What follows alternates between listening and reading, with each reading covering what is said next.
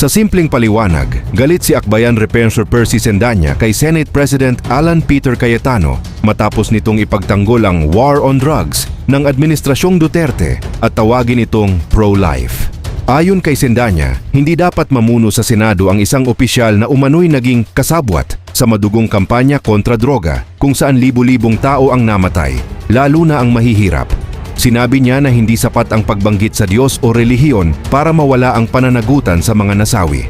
Ang tinutukoy niyang tokhang ay ang operasyon ng pulisya noong panahon ni dating Pangulong Rodrigo Duterte laban sa ilegal na droga na matagal nang binabatikos dahil sa umano'y extrajudicial killings o pamamaslang ng walang tamang proseso sa korte.